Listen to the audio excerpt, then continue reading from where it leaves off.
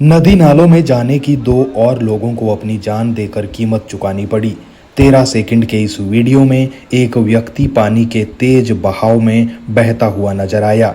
नदी किनारे मौजूद एक युवक ने इस पूरी घटना को अपने मोबाइल में कैद किया, क्योंकि इसके अलावा वो और कुछ नहीं कर सकता था। पानी का बहाव इतना तेज था कि बचाने के चक्कर में अपनी जान जोखिम में डालने के बराबर था। हालांकि स्थानीय लोगों ने तुरंत प्रशासन को भी इसकी सूचना दी थी। तस्वीरें जिला कुल्लू की है। कुल्लू के मणिकरण घाटी में दोपहर के समय अचानक पार्वती नदी का बहाव बढ़ गया तो कसोल के समीप पार्वती नदी किनारे दो युवक पानी के तेज बहाव में बह गए। जैसे ही स्थानीय लोगों ने उन्हें बहते हुए देखा तो तुरंत पुलिस और प्रशासन को सूचना दी। कुछ ही देर बाद रेस्क्यू ऑपरेशन शुरू किया गया। काफ़ी देर सर्च करने के बाद एक शव को बरामद किया गया है।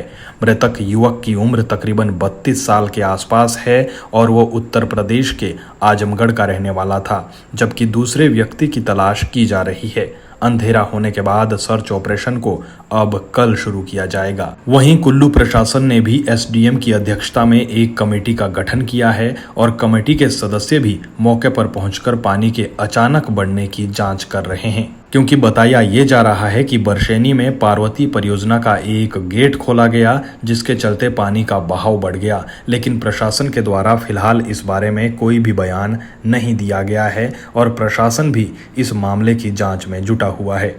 एडीएम कुल्लू अश्वनी कुमार बताते हैं कि पानी का बहाव कैसे बढ़ा, इस बारे में प्रशासन के द्वारा कमेटी का गठन किया गया है। 1 सप्ताह के भीतर इसकी पूरी रिपोर्ट सौंपने के भी निर्देश दिए गए हैं। पुलिस प्रशासन के द्वारा एक व्यक्ति का शव बरामद किया गया है। दूसरे व्यक्ति की तलाश पार्वती नदी में की जा रही है। उन्होंने स्थानीय लोगों से एक बार फिर आग्रह किया कि इन दिनों नदी नालों से दूर रहें।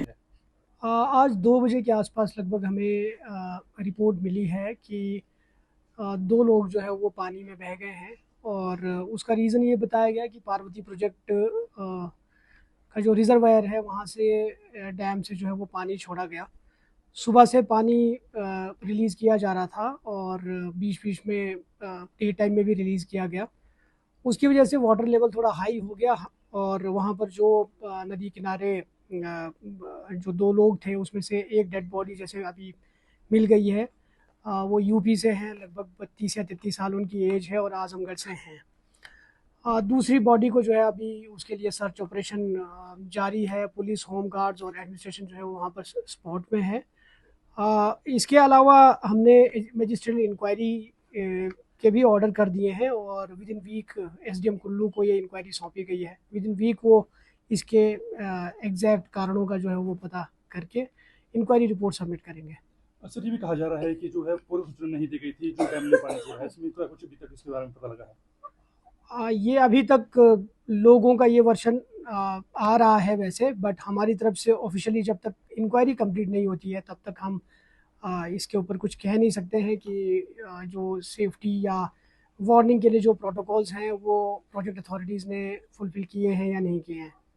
सर, आने वाले 2 दिनों के लिए पानी छोड़ने की बात कही गई, तो इसमें लोगों से क्या कुछ अपील रहेगी कि वो नदी किनारे ना जाएं? इसमें हम प्रोजेक्ट अथॉरिटीज़ के साथ क्लोजली टच में हैं और ये ऑलरेडी हमारी पिछले कल भी मॉनसून प्रिपेयरनेस की मीटिंग हुई थी। उसमें सभी प्रोजेक्ट्स के रिप्रेजेंटेटिव्स जो है वो हमारे साथ कनेक्ट हुए थे वर्चुअल मोड पे और उसमें भी हमने स्ट्रिक्टली इनको डायरेक्शंस दिए हैं कि अ, ये पानी डिस्चार्ज करने से पहले वार्निंग का जो है वो एक प्रॉपर प्रोटोकॉल फॉलो करें। जैसे कुछ प्रोजेक्ट्स में पानी रिलीज़ करने से पहले एक तो व्हाट्सएप मैसेजेस या सोशल मीडिया के थ्रू मैसेजेस वगैरह जो है वो कन्वे कर देते हैं अथॉरिटीज़ को। और दूसरा ये भी प्रोटोकॉल रहता है कि कोई गाड़ी जिसमें हूटर लगा हो और साथ में वॉइस मैसेजिंग हो, वो उस एरिया में डाउनस्ट्रीम जो है वो पहले ही कुछ घंटों पहले इन्फॉर्म कर देते हैं और ये हमने प्रोजेक्ट्स को जो है वो ये दिशा निर्देश ऑलरेडी दे रखे हैं।